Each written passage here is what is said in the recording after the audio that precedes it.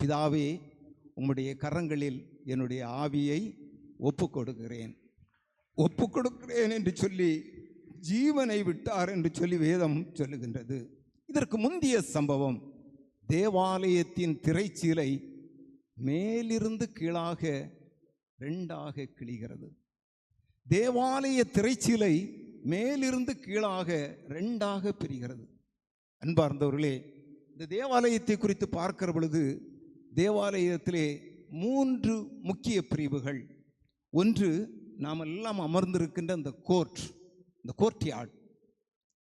நான் இப்பொழுது நின்று பேசுகின்ற ஹோலி பிளேஸ், இது பரிசுத்த ஸ்தலம். மேலே இருக்கின்ற மகா பரிசுத்த ஸ்தலம், மோஸ்ட் ஹோலி பிளேஸ். அங்கே ஒரு திரைச்சீலை கட்டப்பட்டிருக்கும். இந்த இதில் கோர்ட்டில் செய்தியை கேட்கின்றவர்கள், ஆராதிக்கிறவர்கள் வந்து செல்லலாம். ஹோலி பிளேஸில் ஆராதனையை நடத்துகின்ற பிரதான ஆசாரியர்கள் வரலாம். ஆனால் ஆண்டுக்கு ஒரு முறை அந்த மகா பரிசுத்த ஸ்தலத்திற்குள்ளே மகா பிரதான ஆசாரியன் பிரவேசிப்பான். இந்த திரைச்சீலை கிழிகிறது. பிதாவே, உம்முடைய கைகளில் என் ஆவியை ஒப்புவிக்கிறேன் என்று சொன்ன அந்த வார்த்தை சங்கீதத்திலே ஒரு வசனத்திலே சொல்லப்பட்டிருக்கிறது.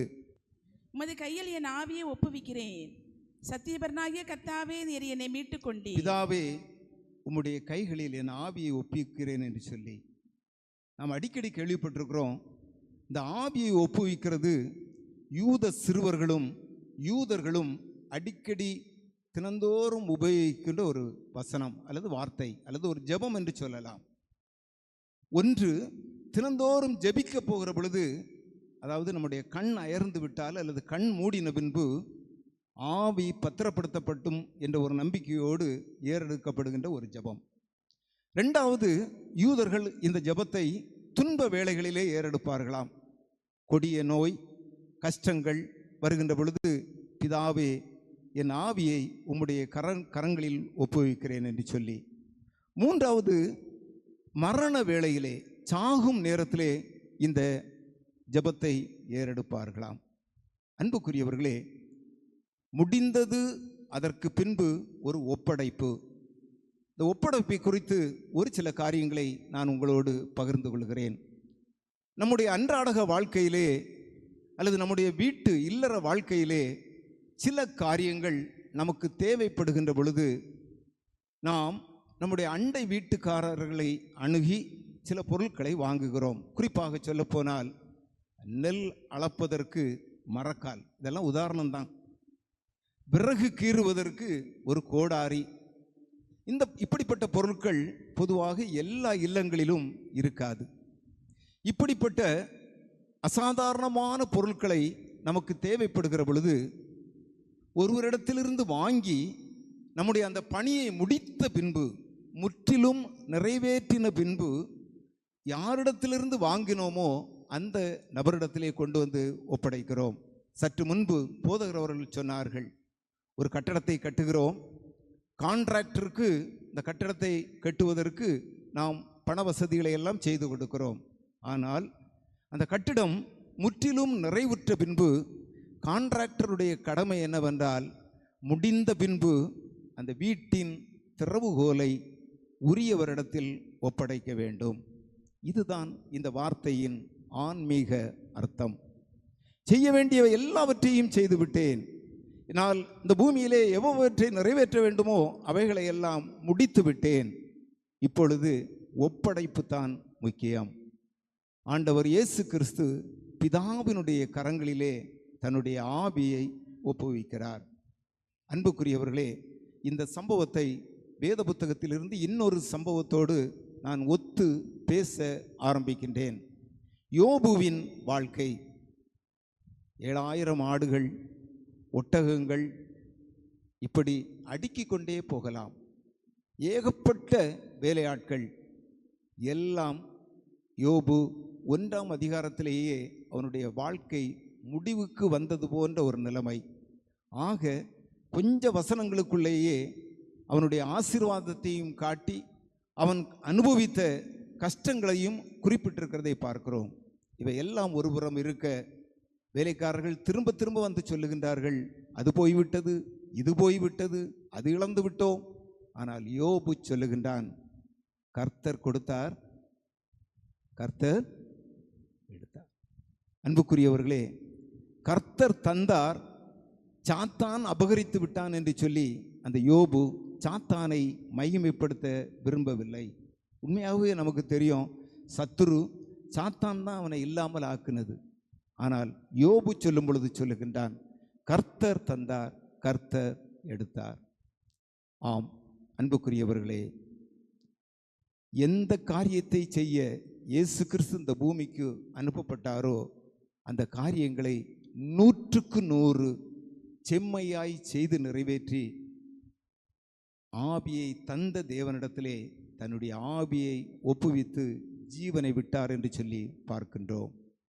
அன்பார்ந்தவர்களே, மீண்டும் கழிந்த ஆண்டு சொன்ன ஒரே சம்பவத்தை சொல்லுகின்றேன். 2015ஆம் ஆண்டு ஏப்ரல் மாதம் 28ஆம் தேதி பத்திரிகையிலே வந்த ஒரு செய்தி. இந்தோனேசியாவிலே போதைப் பொருள் கடத்தலிலே ஈடுபட்ட 10 மனிதர்கள் 10 பேரும் பிடிக்கப்பட்டு அந்த நாட்டு சட்டப்படி போதைப் பொருளை கடத்தினதினாலே கொல்லப்படுவதற்கு மரண தண்டனை விதிக்கப்பட்டு கொண்டு நிறுத்தப்படுகிறார்கள். 10 பேரும் 10 மரங்களிலே கட்டப்பட்டு அப்படியே அந்த மரங்களை தூக்கி நிறுத்தி ஒவ்வொருவருக்கும் முன்னாக ஒரு போர் சேவகன் துப்பாக்கியை ஏந்தி அவர்களுக்கு நேரம் நியமிக்கப்படுகிற பொழுது சுட்டு தள்ள வேண்டும். இதுதான் அன்றைய தண்டனை. யோசித்தார்கள் 10 பேரும், தப்புவதற்கு வழியே இல்லை, நம்மை படைத்த தேவனை மட்டும் நம்புவோம் என்று சொல்லி துப்பாக்கி குண்டுகள் முழங்குவதற்கு முன்பு எல்லாரும் ஆர்ப்பரித்து கைகளை தட்டி படைத்த தெய்வத்தை மகிமைப்படுத்தி தங்களுடைய ஜீவனை ஒப்பு கொடுத்தார்கள். ஆம் அன்புக்குரியவர்களே, நடந்தது என்ன? இந்த சம்பவங்களை எல்லாம் பார்க்கிறார். ஒரு அதிகாரமிக்க தோரணையோடு பேசுகின்ற இயேசுவின் தொனி, பிதாவே என் ஆவியை உம்முடைய கரங்களில் ஒப்புவிக்கிறேன் என்று சொல்லி 4 சுவிசேஷங்களிலும் இந்த சம்பவம் சொல்லப்பட்டிருக்கிறது. ஆவியை ஒப்படைக்கிற பொழுது அதிகாரம் மிக்கவராய் உரத்த குரலில் மகா சத்தமிட்டு இயேசு சொன்னார் என்று சொல்லி வேதத்திலே பார்க்கிறோம். ஒப்படைப்பு நம் ஒவ்வொரு பேருடைய வாழ்க்கையிலும் தேவைதான். எதிரே நின்ற பிரதான ஆசாரியன், எதிரே நின்ற கூடி நின்ற ஜனங்கள் சம்பவத்தை பார்க்கிறார்கள், சத்தத்தை கேட்கிறார்கள், தேவாலய திரைச்சீலை 2ஆய் கிழிந்ததை பார்க்கிறார்கள். பிரதான ஆசாரியன் சொல்லுகின்றான், இவர் மெய்யாகவே தேவ மனிதன், இவர் மெய்யாகவே தேவ மனிதன். ஆம் அன்புக்குரியவர்களே, உங்களையும் என்னையும் மீட்பதற்காக, உங்களையும் என்னையும் பாவ அடிமைத்தனத்திலிருந்து மீட்டெடுப்பதற்காக ஆண்டவர் கல்வாரி சிலுவையிலே தொங்கினார். பட்ட பாடுகள் கொஞ்சம் நஞ்சமல்ல. விழாவிலே குத்தப்பட்டார், கால்களை முறிக்க எத்தனித்த பொழுது கால்கள் முறிக்கப்படவில்லை, ஏளனப்படுத்தப்பட்டார். கள்ளர்கள், அந்த தேசத்திலே கள்வன் மரண தண்டனைக்கு உரியவன், அந்த வரிசையிலே நிறுத்தப்படுகிறார். சாட்டை அடிகளை ஏற்றுக்கொண்டார். இப்படிப்பட்ட தேவன், இந்த உலகை நான் சும்மா விட மாட்டேன், ஏதோ நீங்கள் அடித்து நீங்கள் வெற்றி சிறப்பது நல்லதல்ல, நான் வெற்றி சிறக்க வேண்டும் என்று சொல்லி வீர முழக்கம் சொல்லுகின்றார். பிதாவே என்னுடைய ஆவியை உம்முடைய கரங்களில் ஒப்புவிக்கிறேன். ஆம் அன்புக்குரியவர்களே, இந்த ஆராதனையிலே கூடி வந்திருக்கிற நாம் 7 செய்திகளை 7 அருமையான பிள்ளைகள் மூலம் கேட்டிருக்கிறோம். இந்த நாளின் எஞ்சிய நேரங்களிலே ஒருவேளை நான் அடிக்கடி சொல்லுகின்ற ஒன்று, இயேசு சிலுவையில் நின்று தொங்கி சொன்ன அந்த 7 வார்த்தைகளை அந்த நாட்களிலே அவரை சுற்றி நின்ற சில 100 பேர் மட்டும் கேட்டிருக்கலாம். ஆனால் இன்று திருச்சபைகளிலே கோடான கோடி ஜனங்கள் யுகா யுகமாய் தலைமுறை தலைமுறையாய் 7 வார்த்தைகளையும் தியானிக்கும் பாக்கியம் ஆண்டவர் சொன்ன இந்த வார்த்தைகளின் மூலம் நமக்கு கிடைக்கப்பட்டிருக்கிறது. தொடர்ந்து சிந்திப்போம்.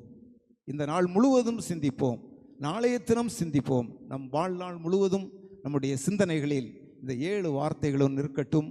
ஆண்டவர் தாமே நம் ஒவ்வொரு பேரையும் ஆசீர்வதிப்பாராக. ஆமென்.